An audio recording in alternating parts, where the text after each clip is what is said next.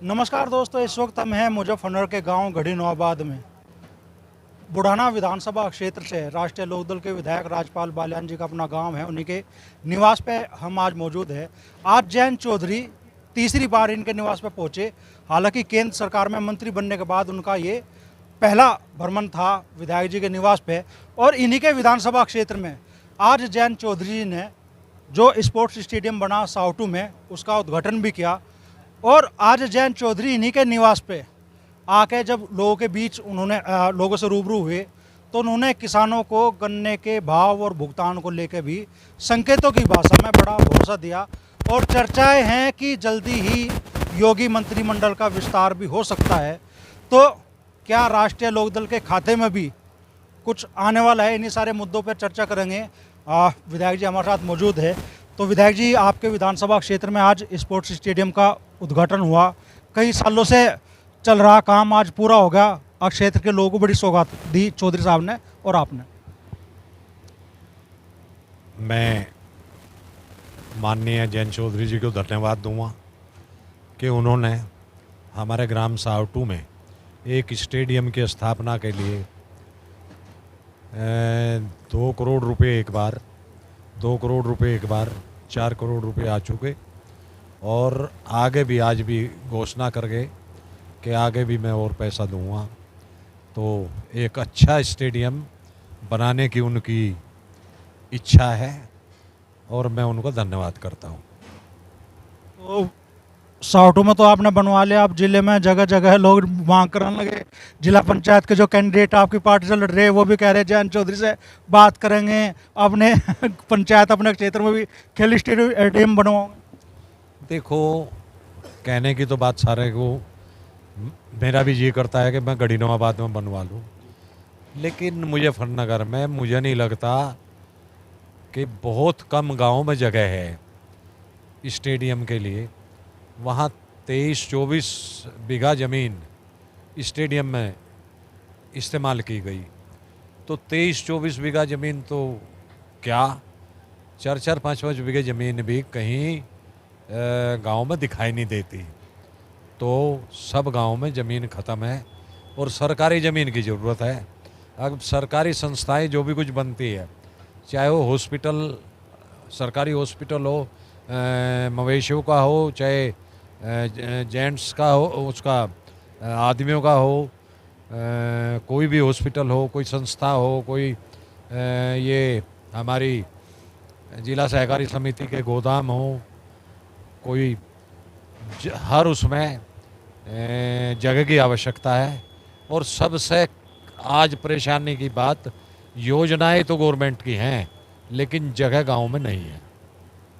जयंत चौधरी आज आपके आवास पर आए, हजारों की तादाद में किसान स्वागत में उमड़े। बड़ा उत्साह और उमंग लोगों में देखने के लिए मिली। तो जयंत चौधरी के प्रति जो भरोसा है खासतौर पर किसान वर्ग का, वो कितना बढ़ता नजर आ रहा है आप? देखो, जयंत चौधरी जी के प्रति किसानों की आस्था बहुत बड़ी आस्था है, बड़ी उम्मीद है किसानों को राष्ट्रीय लोकदल से और चौधरी अजीत सिंह जी से। हमेशा माननीय चरण सिंह जी जो प्रधानमंत्री, जो देश के प्रधानमंत्री हुए, और आज की सरकार ने उन्हें भारत रत्न से की उपाधि दी गई, तो उनकी नीति हमेशा किसान और मजदूर के प्रति रही है। हमेशा किसान और मजदूर की लड़ाई लड़ी है और वही लड़ाई आगे बढ़ाने का काम हमारे चौधरी अजीत सिंह जी ने किया, और वही उसी लड़ाई को बढ़ाने का काम आगे जैन जी कर रहे हैं। तो जैन जी हमेशा किसान मजदूर की बात करते हैं, उनको लाभ पहुंचाने की बात करते हैं। तो मुझे उम्मीद है पूरी कि वे हमेशा जो हमारी राष्ट्रीय लोकदल की नीति रही है, उन्हीं नीतियों को आगे बढ़ाने का काम करेंगे। अच्छा, पिछले सत्र में भी आप लोग शायद 3 बार मुख्यमंत्री से मिले गन्ने के भाव को लेके, वो भाव नहीं बढ़ पाया पिछले सत्र में। और आज जयंत चौधरी यहाँ संकेत की भाषा में सकारात्मक संकेत देंगे किसानों को। तो इस बार किसान क्या उम्मीद करे गन्ने के भाव को लेकर खासतौर पर? अब की बार उम्मीद ये है, किसान तो बाद में उम्मीद करेगा, हम लोगों को उम्मीद है। माननीय मुख्यमंत्री जी ने जिस तरीके से आश्वासन दिया था पिछले सीजन में, अब की बार मुझे उम्मीद है कि माननीय मुख्यमंत्री जी ठीक ठाक भाव बढ़ाने का काम करेंगे।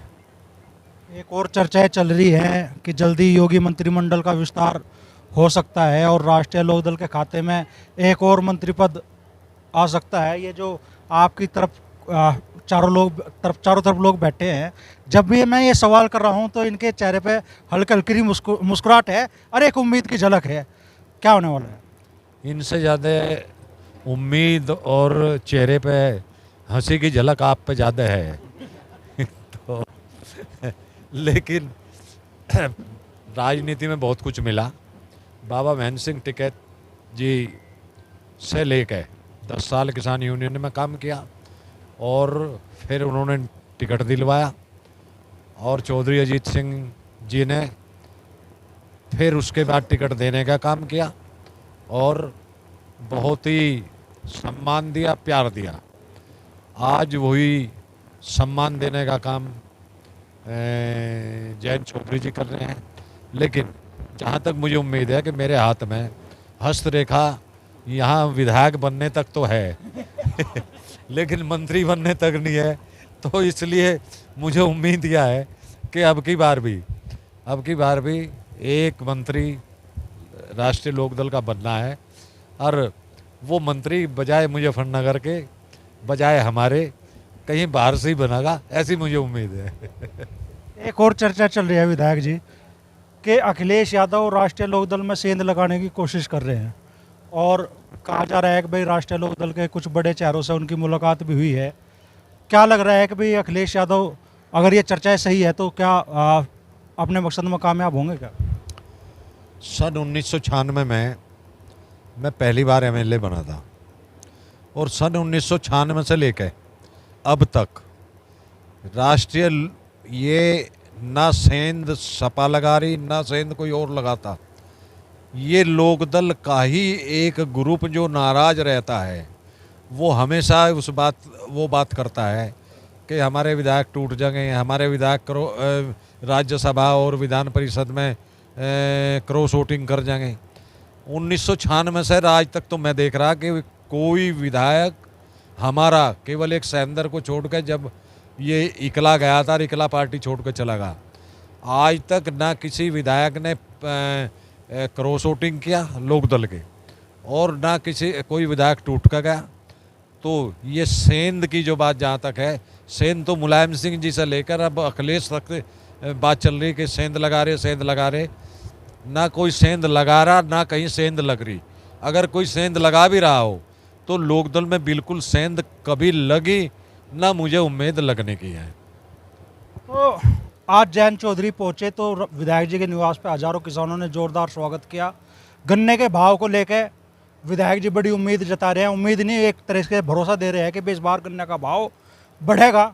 और ये भले ही कहे कि भाई मंत्री पद की रेखा इनके हाथों में नहीं है, लेकिन यहाँ जितने लोग बैठे इनके चेहरे की खुशी और उम्मीद तो कायम है और कायम रहेगी जब तक आखिरी परिणाम सामने नहीं आता।